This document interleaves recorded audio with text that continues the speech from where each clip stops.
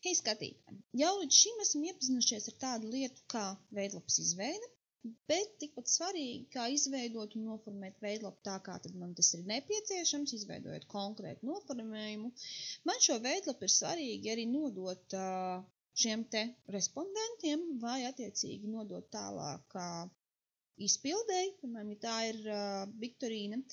Un reizēm ir arī kaut kādi elementi, kas man tad ir jāpievieno vai jāapstrādā tieši ar veidlapas vaidzi starpniecību. Paskatīsimies, kā mums tas šajā gadījumā strādā un kur tad šo te visu mums smuki iegūt. Runājot par veidlapu un veidlapā esošajām lietām, kas tad man vēl ir un ko tad es varētu pievienot un kā ar to visu strādāt. Šīs opcijas man atradīsies labājā augšējā pusē. Blakus mūsu konta ikonai mums ir tādi 3 punktiņi.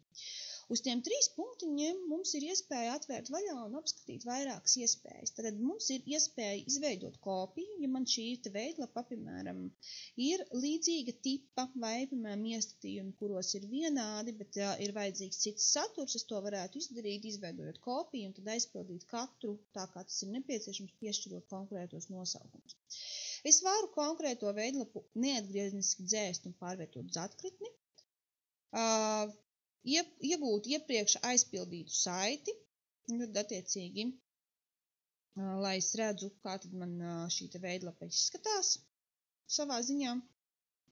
Tālāk es viņu varu arī drukāt, un šajā gadījumā jūs redzēsiet tādu kā priekšskatījumu formātu, vienkāršotā variantā bez formēšanas elementiem, kur ir doti tikai jautājumi un jautājumu atbildes veidlapiņā, kuru es varu izdrukāt, skatoties pēc tā, kā tad, un kādos formātos tad man viņu ir jādrukā.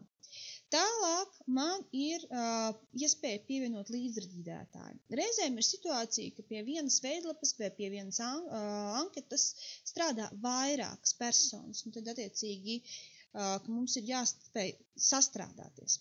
Un līdzreģidētājs nozīmē, ka es pievienoju cilvēku, kas tad līdzvērtīgi man var šajā te aptaujas anketā strādāt, vai arī, piemēram, testā. Varu ievadīt e-pastu un nosūtīt ar e-pastu, varu kopēt arī saiti. Bet jāatcerās atkal skatāmies ierobežojumus, lai attiecīgi tā persona, kur jūs pievienojat, nevis tikai redz, bet attiecīgi var reāli rediģēt šo te.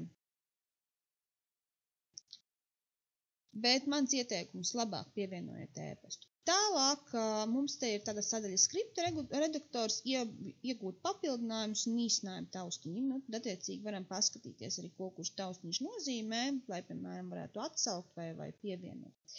Sadaļā iegūt papildinājumus mēs varam attiecīgi atvērt vaļā Google iespējas, kuras varētu meklēt un skatīties, kuras tad ir tās lietas, kuras es varu pievienot savam te dokumentam, jeb savai veidlapai, pētam cauri, kas mums ir tās lietiņas, kuras ir nepieciešamas, kuras tad attiecīgi man ir lietojamas, un es viņas varu arī pievienot, līdz ar to tālāk jau strādāt ar tām lietām, kas tad man ir attiecīgi strādājums.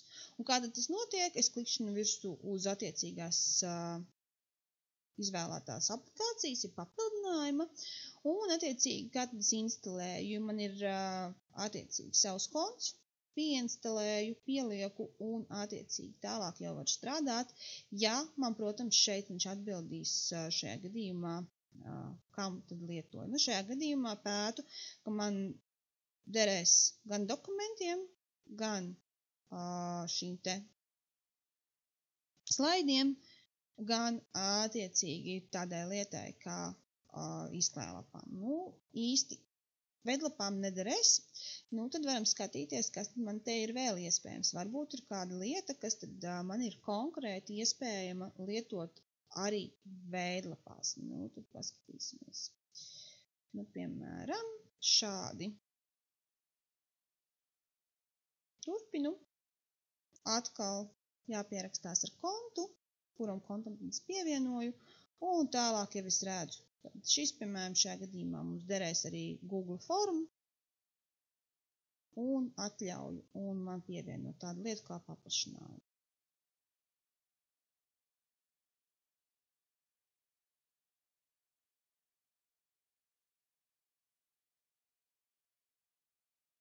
Atgriežoties atpakaļ savā Google veidlapā pēc instalēšanas, man te ir tāda lieta kā tāds puzles gabaliņš blakus noformēšanas opcijai.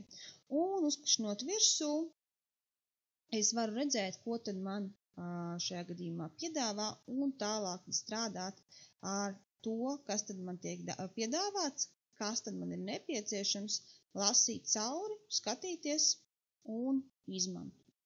Tā kā varam paeksperimentēt, varam paskatīties, kā tas mums strādā, vai šīs lietas mums ir nepieciešamas, vai šīs lietas mums ir attiecīgi noderīgas. Tālāk mums ir tāda lieta kā pogas sūtīt, kas ir ļoti svarīga tajā brīdī, kad es vēlos jau konkrēti dalīties ar savu dokumentu. Tas, kas ir jāatcerās, ir jāskatās, kur tad mēs ar šo dokumentu dalāmies, vai tas ir e-pasts, vai tā ir saitīte, un attiecīgi pēc šīm visām lietām skatos tālāk. Mums ir 3 lielas sadaļas. Tad sūtīt izmantojot e-pastu, sūtīt izmantojot saiti un sūtīt izmantojot skriptu. Un, lai lietošana būtu izdevīgāka, mēs varam kopīgot uzreiz arī Facebookā un arī Twitterī. Skatoties pēc iespējām, kas tad mums ir nepieciešams. E-pasta sadaļā. Man ir jāievada e-pasts, uz kurien tad attiecīgi šī te veidlapa tiks aizsūtīta. Attiecīgajai personai pienāks e-pasta vēstule ar aicinājumu iepazīties ar konkrētu veidlapu un to izpildīt. Tēmu es varu atstāt to pašu, kas man ir konkrētajā nosaukumā, vai rakstīt citu, un ziņojumā arī attiecīgi varu šajā gadījumā konkrēti uzrakstīt tālāk. Un atķeksēt, piemēram, iekļaut veidlapu e-pasta ziņojumā. Tālāk man ir iespēja izmantot saiti. Ar saiti ir 2 iespējas. Mans ieteikums saīsinam URL un kopējam šo saitīti īsajā formātā, un šī tad attiecīgi tālāk jau tiek nosūtīta lietotājiem. Tātad visas šīs lietas mēs varam strādāt, tālāk skatāmies, kur tad ievietoju saiti, un tādā variantā papildināt arī sev šo te, varētu teikt, variantu, kā tad es varu iegūt atbildes uz man konkrēti interesējušiem jautājumiem. Nu ko, veiksmīgi darbošanos!